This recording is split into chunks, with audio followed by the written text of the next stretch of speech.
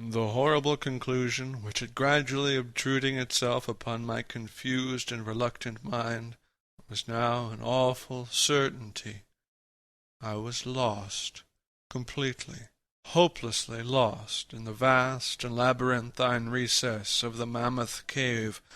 Turn as I might, in no direction could my straining vision seize on any object capable of serving as a guide-post to set me on the outward path, that never more should I behold the blessed light of day, or scan the pleasant hills and dales of the beautiful world outside.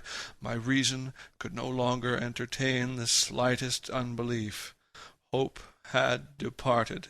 Yet, indoctrinated as I was by a life of philosophical study, I derived no small measure of satisfaction from my unimpassioned demeanour, for, although I had frequently read of the wild frenzies into which were thrown the victims of similar situation, I experienced none of these, but stood quiet as soon as I clearly realized the loss of my bearings. Nor did the thought that I had probably wandered beyond the utmost limits of an ordinary search cause me to abandon my composure even for a moment. If I must die, I reflected, then was this terrible yet majestic cavern as welcome a sepulchre as that which any churchyard might afford, a conception which carried with it more of tranquillity than of despair. Starving would prove my ultimate fate. Of this I was certain. Some, I knew, had gone mad under circumstances such as these, but I felt that this end would not be mine. My disaster was the result of no fault save my own, since, unknown to the guide, I had separated myself from the regular party of sightseers, and, wandering for over an hour in forbidden avenues of the cave, had found myself unable to retrace the devious windings which I had pursued since forsaking my companions. Already my torch had begun to expire. Soon I would be enveloped by the total and almost palpable blackness of the bowels of the earth. As I stood in the waning, unsteady light, I idly wondered over the exact circumstances of my coming end. I remembered the accounts which I had heard of the colony of consumptives who, taking their residence in this giant grotto to find health from the apparently salubrious air of the underground world, with its steady, uniform temperature, pure air, and peaceful quiet, had found, instead, death in strange and ghostly form. I had seen the sad remains of their ill-made cottages as I passed them by with the party, and had wondered what unnatural influence a long sojourn into this immense and silent cavern would exert upon one as healthy and vigorous as I. Now, I grimly told myself, my opportunity for settling this point had arrived, provided that want of food should not bring me too speedy a departure from this life. As the last fitful rays of my torch faded into obscurity, I resolved to leave no stone unturned, no possible means of escape neglected, so, summoning all the powers possessed by my lungs, I set up a series of loud shoutings, in the vain hope of attracting the attention of my guide by clamour. Yet, as I called, I believed in my heart that my cries were to no purpose, and that my voice, magnified and reflected by the numberless ramparts of the black maze about me, fell upon no ears save my own. All at once, however, my attention was fixed with a start, as I fancied that I heard the sound of soft approaching steps on the rocky floor of the cavern. Was my deliverance about to be accomplished so soon? Had then all my horrible apprehensions been for naught, and was the guide, having marked my unwarranted absence from the party, following my course and seeking me out in this limestone labyrinth? Whilst these joyful queries arose in my brain, I was on the point of renewing my cries in order that my discovery might come the sooner, when in an instant my delight was turned to horror as I listened for my ever-acute ear, now sharpened in even greater degree by the complete silence of the cave, bore to my benumbed understanding the unexpected and dreadful knowledge that these footfalls were not like those of any mortal man. In the unearthly stillness of this subterranean region, the tread of the booted guide would have sounded like a series of sharp and incisive blows. These impacts were soft and stealthy as of the paws of some feline. Besides, when I listened carefully, I seemed to trace the falls of 4 instead of 2 feet. I was now convinced that I had been my own cries aroused and attracted some wild beast, perhaps a mountain lion which had accidentally strayed within the cave. Perhaps, I considered, the Almighty had chosen for me a swifter and more merciful death than that of hunger. Yet the instinct of self-preservation, never wholly dormant, was stirred in my breast, and though escape from the oncoming peril might but spare me for a sterner and more lingering end, I determined nevertheless to part with my life at as high a price as I could command. Strange as it may seem, my mind conceived of no intent on the part of the visitor save that of hostility. Accordingly, I became very quiet, in the hope that the unknown beast would, in the absence of a guiding sound, lose its direction, as had I, and thus pass me by. But this hope was not destined for realization, for the strange footfalls steadily advanced, the animal evidently having obtained my scent, which in an atmosphere so absolutely free from all distracting influences as is that of the cave, could, doubtless, be followed at a great distance.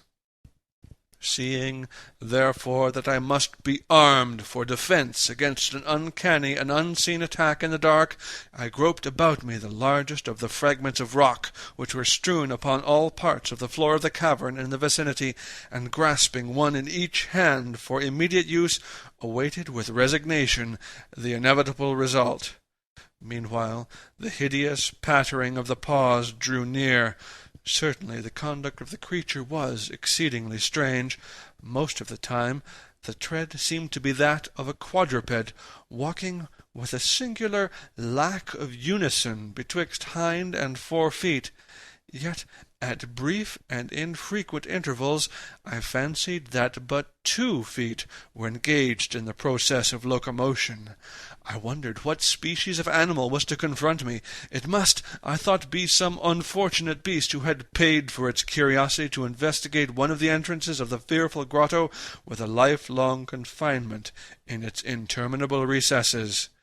It doubtless obtained as food the eyeless fish, bats, and rats of the cave, as well as some of the ordinary fish that are wafted in at every freshet of Green River, which communicates in some occult manner with the waters of the cave. I occupied my terrible vigil with grotesque conjectures of what alteration cave life might have wrought in the physical structure of the beast, remembering the awful appearances ascribed by local tradition to the consumptives who had died after long residence in the cave. Then I remembered with a start that, even should I succeed in felling my antagonist, I should never behold its form, as my torch had long since been extinct, and I was entirely unprovided with matches. The tension on my brain now became frightful. My disordered fancy conjured up hideous and fearsome shapes from the sinister darkness that surrounded me, and that seemed actually to press upon my body. Nearer, nearer the dreadful footfalls approached. It seemed that I must give vent to a piercing scream, yet had I been sufficiently irresolute to attempt such a thing, my voice could scarce have responded. I was petrified, rooted to the spot. I doubted if my right arm would allow me to hurl its missile at the oncoming thing when the crucial moment should arrive. Now the steady pat, pat of the steps was close at hand, now very close. I could hear the labored breathing of the animal, and, terror-struck as I was, I realized that it must have come from a considerable distance, and was correspondingly fatigued. Suddenly the spell broke. My right hand, guided by my ever-trustworthy sense of hearing, threw with full force the sharp-angled bit of limestone which it contained toward that point in the darkness from which emanated the breathing and pattering, and, wonderful to relate, it nearly reached its goal, for I heard the thing jump, landing at a distance away, where it seemed to pause. Having readjusted my aim, I discharged my second missile, this time most effectively, for with a flood of joy I listened as the creature fell in what sounded like complete collapse, and evidently remained prone and unmoving. Almost overpowered by the great relief which rushed over me, I reeled back against the wall.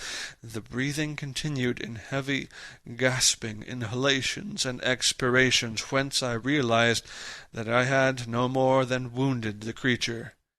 And now all desire to examine the thing ceased. At last something allied to groundless superstitious fear had entered my brain, and I did not approach the body, nor did I continue to cast stones at it in order to complete the extinction of its life. Instead, I ran at full speed in what was, as nearly as I could estimate in my frenzied condition, the direction from which I had come.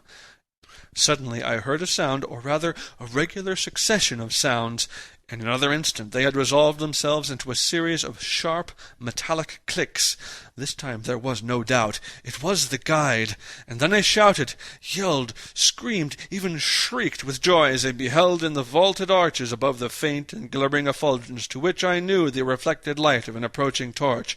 I ran to meet the flare, and before I could completely understand what had occurred, was lying upon the ground at the feet of the guide, embracing his boots and gibbering, despite my boasted reserve, in a most meaningless and idiotic manner, pouring out my terrible story, and at the same time overwhelming my auditor with protestations of gratitude. At length I awoke to something like my normal consciousness. The guide had noted my absence upon the arrival of the party at the entrance of the cave, and had, from his own intuitive sense of direction, proceeded to make a thorough canvass of by-passages just ahead of where he had last spoken to me, locating my whereabouts after a quest of about 4 hours. By the time he had related this to me, emboldened by his torch and his company, began to reflect upon the strange beast which I had wounded but a short distance back in the darkness, and suggested that we ascertain by the flashlight's aid what manner of creature was my victim. Accordingly I retraced my steps, this time with a courage born of companionship, to the scene of my terrible experience. Soon we descried a white object upon the floor, an object whiter even than the gleaming limestone itself. Cautiously advancing, we gave vent to a simultaneous ejaculation of wonderment, for of all the unnatural monsters either of us had in our lifetimes beheld, this was in surpassing degree the strangest. It appeared to be an anthropoid ape of large proportions, escaped perhaps from some itinerant menagerie. Its hair was snow-white, a thing due no doubt to the bleaching action of a long existence within the inky confines of the cave, but it was also surprisingly thin, being indeed largely absent save on the head, where it was of such length and abundance that it fell over the shoulders in considerable profusion. The face was turned away from us, as the creature lay almost directly upon it. The inclination of the limbs was very singular, explaining, however, the alternation in their use which I had before noted, whereby the beast sometimes used all 4, and on other occasions but 2, for its progress. From the tips of the fingers, or toes, long, rat-like claws extended. The hands or feet were not prehensile, a fact that I ascribed to that long residence in the cave which, as I before mentioned, seemed evident from the all-pervading and almost unearthly whiteness so characteristic of the whole anatomy. No tail seemed to be present. The respiration had now grown very feeble, and the guide had drawn his pistol, with the sudden evident intent of dispatching the creature, when a sound emitted by the latter caused the weapon to fall unused. The sound was of a nature difficult to describe. It was not like the normal note of any known species of simian, and I wonder if this unnatural quality were not the result of a long-continued and complete silence, broken by the sensations pronounced by the advent of the light, a thing which the beast could not have seen since its first entrance into the cave. The sound, which I might feebly attempt to classify as a kind of deep-toned chattering, was faintly continued. All at once a fleeting spasm of energy seemed to pass through the frame of the beast. The paws went through a convulsive motion, and the limbs contracted. With a jerk the white body rolled over so that its face was turned in our direction, and for a moment I was so struck with horror at the eyes thus revealed that I noted nothing else. They were black, those eyes, deep jetty black, in hideous contrast to the snow-white hair and flesh. Like those of other cave denizens, they were deeply sunken in their orbits, and were entirely destitute of iris. As I looked more closely, I saw that they were set in a face less prognathous than that of the average ape, and infinitely less hairy. The nose was quite distinct, and as we gazed upon the uncanny sight presented to our vision, the thick lips opened, and several sounds issued forth from them, after which the thing relaxed in death. The guide clutched my cloak sleeve and trembled so violently that the light shook fitfully, casting weird moving shadows on the walls. I made no motion, but stood rigidly still, my horrified eyes fixed upon the floor ahead.